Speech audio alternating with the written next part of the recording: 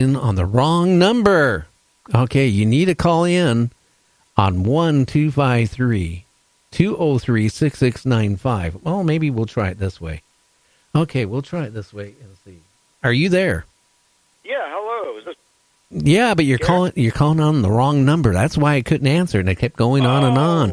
But that's okay. I got you on here, so it doesn't matter. I forgot. I got Skype on 3 different phones because the newest version of Skype will not. Yeah. Put it this way: unless you pay for Skype, and the people who call you are on Skype, you can't add them onto the conversation. The old version Skype 7, they can, if you call that, I can add up to 8 people all at once, and we can all talk. They don't have to have Skype. They can just call from regular phone numbers. But that now is going to end November 1st. So that's why I got Skype on 3 different computers, and I kept getting this ringing, and I couldn't figure out where it was coming from. Then it dawned on me, somebody's calling me on the one of the other Skype lines, so... Yeah, I get disconnected. I thought, well, what happened? I'll try again, and I didn't even think it was another number. Oh yeah, I got 3 computers dedicated, each one with their own Skype. Great. It's going to work out for you, though. I know it. Yay, in the long run. I don't know if you listened to the show tonight. It got a little bit political there, and I didn't really want it to, but I'm so fed up right now with the way between the tariffs, then reading the release from the administration about global warming is going to hit, they said, by 2100, which it's already hitting now. But then this administration's done everything to destroy the EPA and anything it do to control, emissions and all this stuff. It's crazy. Gary, I can feel your strain in your voice.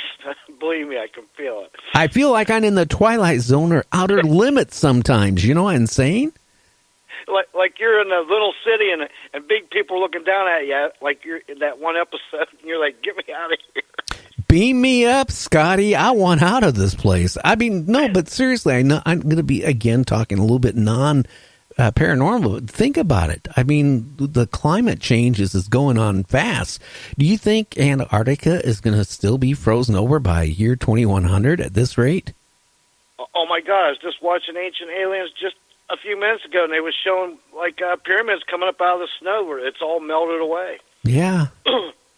Exposing mountains or pyramids or whatever they might be. But. Yeah, and then there's a major lake there. It's formed, and it's burping out so much methane. I mean, they said now it's burping out more than every cow in this world can fart out. That's a lot. Yeah, and they've been blaming the global warming. Some people have been blaming the cows for the global warming. Come on. You know what? The last straw for me was here. I've been sick with the flu all week. I feel halfway normal today. But then I sit there and I subscribe to a couple of different news services. So I spend an hour or 2 every day reading the news because I never know what the guest is going to talk about. And the meteorologists, in the UK are saying that they are expecting a deep freeze this year, like 4 months plus of snow that is not going to go away. And that hasn't happened since 1966. And it's just telling you that things are changing, and it's changing fast.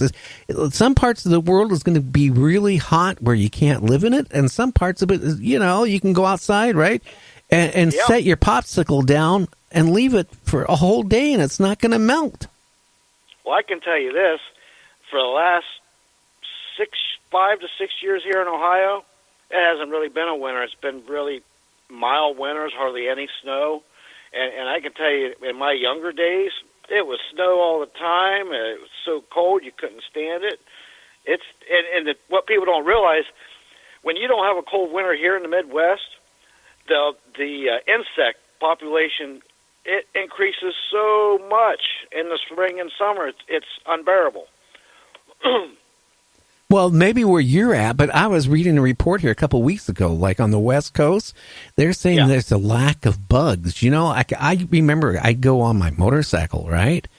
And, I go for like a 20-mile, 30-mile ride. My windshield would be splattered, with nothing but dead bugs, right? The last year or two, I went all the way to, Well, not this year, but the year before, I went all the way to Reno, Las Vegas, Hemet, California, all the way back to Sacramento.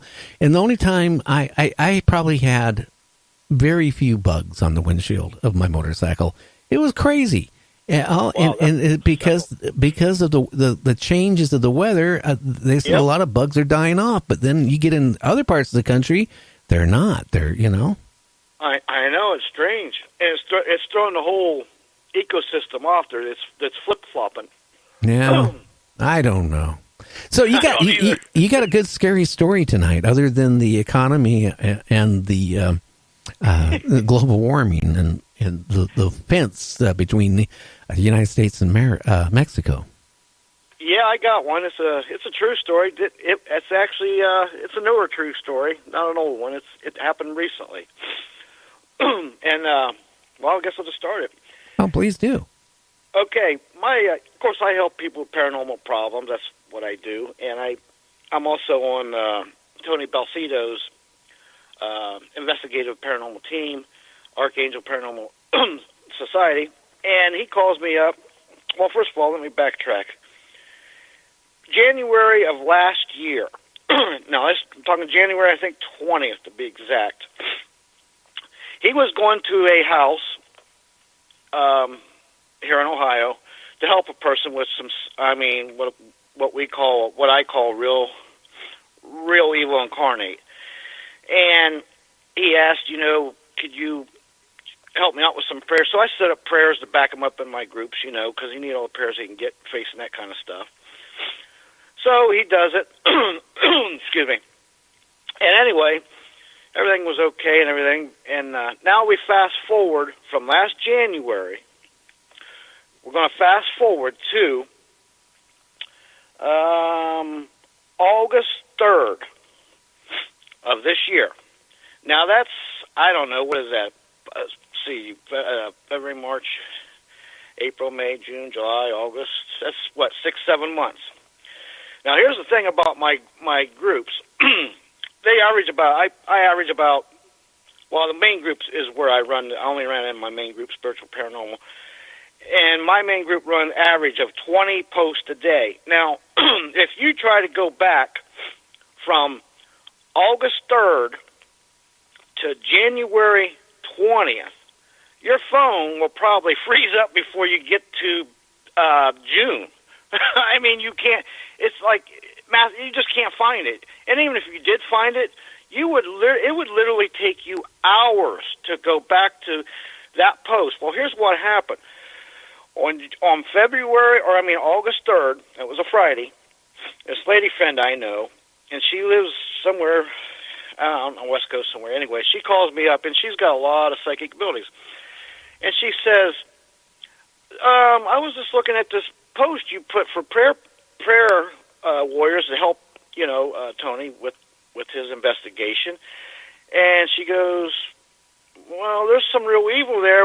Can you tell me about it? You got pictures about it? And I'm like, well, I said, wait a minute. What in the world prompted you out of the probably 600-700 posts between August and January to go clear back to find that one? She goes, I don't know. I said, first of all, I'm not going to show you any pictures of any of that kind of stuff because it's too dangerous. And we talked a little bit, no big deal, and I thought that was strange. And I'm thinking about how the heck, I can't even go back 2 months. My phone freezes up. And how does she go back and pick that one freaking thing? I didn't think nothing of it. And that was at 7 p.m. Eastern Time on Friday the 3rd. At 7:15 Eastern Time, 15 minutes later, Mr. Balsito calls me up. He says, James, you know that house I went to back in January 20th with that serious evil there? And I said, yeah. I said, why? He says, we need to go back there. Can you go this time and do your thing there? And I said, okay. And now that literally stopped me in my tracks because I don't believe in coincidences, and the odds of all that lining up is way impossible if you just knew what I'm talking about. But that was 15 minutes later, and I about fell out of the chair, and I said, are you serious, right? And he said, yeah. And then I told him what happened. He was like, holy crap, right? So now this is really getting strange. Now, to top that off, he had asked this mutual psychic that we know to go with him, to go with her. And what had happened to her about a week before, she was driving along broad daylight, seen this apparition of a little boy run out in front of her. She had to jack up on the brakes, almost wrecked, got in a wreck, and almost got killed. And she never had that happen before. And she said the apparition, when it got across the street, realized it was not a little boy, it was really an apparition, looked at her and gave her like an evil smile. And I said to her that week before, I said, do you got anything planned that you're supposed to be helping somebody or something? She goes, nothing that I know. She didn't know nothing about it at the time. It hadn't come to fruition. Well, that kind of lined up with it. Well, something happened. She couldn't even go to that investigation. Something else detoured her from it. So anyway, we get to August 5th, and I'm telling him about all this, and all these things are lining up. Now, this is some serious evil, spooky stuff, and if people don't think that evil don't know that you're coming, I mean real evil, I'm not talking just evil spirits, I'm talking the other stuff. They know. Oh, they know. Believe me, that was some serious stuff. Now, we get there, and we're going up this long driveway, and I said, oh, holy, stop the car. It was so palpable that me and I had my Reiki master friend with me, and she was like, she could feel it, Tony. It hit us 200 yards before we ever got to the house in a long driveway. We thought we made our game plan. We'd go in there. And I mean to tell you what, all the cliches people talk, it was like walking in quicksand. I mean, it was just unbearable. So I start to do the house blessing and all the things that I do, and I was under some severe attack. I mean, we're talking spiritual. It was palpable. It was trying to stop me from all I was doing, and it was all I could do. I mean, my faith's strong to get through it, but we got through it. But there was other research we did, like I can't get into details because of confidentiality, but there was so many things that lined up that it was so mind-blowing that people don't think that this stuff knows you're coming and tries to stop you. Let me tell you something. It does. I was in there. I had to go up in a crawl space. It was about 100 degrees, and it made me, that evil made me so hot I was sweating like bullets, and it was unbearable. We all made it through. Everything worked out okay, but I'm going to tell you, it did everything in its power for a week ahead of time to try to stop us. And the smells, it was all there. It was there. It was an incredible thing, but I'll tell you, we made it through. Now, here's the other kicker out about this story. 2 days later, when it was all done, evil don't like that crap. It will reach out at you. I had, in the next 10 days, 14 friends, 14 of them on Facebook that, I know and help them and whatever. We get along, and they all turned on me for no reason. Matter of fact, some of them, the last words I said, I hope you feel better. I'm praying for you. I hope your family's doing okay. I'll put prayers in for you. That was some of the last words I said. They all turned on me, like, for no reason. I mean, there's fallout from this stuff that people don't realize. And my take from it is, for the love of God, people, if you don't have to get involved with it, don't do it. There is a lot of fallout, a lot of consequences. You got to know what you're dealing with, what may come. It's part of the course. But when he called me 15 minutes after, the lady had said, hey, she was like a channeler. She was something, that evil was channeling through her. And to top that off, I have another medium psychic friend who called me up out of the blue and said, your grandfather's with you all the time. I said, yeah, I know. He's my protector. He follows me around. And she said, he's seen you startled and stopped in your tracks, and he's never seen you like that before. And I said, well, that was the other day when a friend of mine channeled his evil and said, hey, what's up with this? And January 20th, I said 15 minutes later, my friend calls me, wants me to go back to that place. I mean, just out of the blue. I mean, what's the odds? So that was just mind-blowing. I mean, that is a true story. And there was a lot of stuff that happened there. I can't, say too bad, I can't go into details, but those are pretty much, that's enough to shake your boots, let me tell you. But open your eyes. Well, that's one thing. New people getting into ghost hunting or whatever they're doing, they better get together with somebody who's been doing it for a long time before, and not even do it by themselves, because you know what? You could bring something home you don't want at your house. And you know Lord, what? If yeah. you don't know how to control it, I mean, it can start trying to control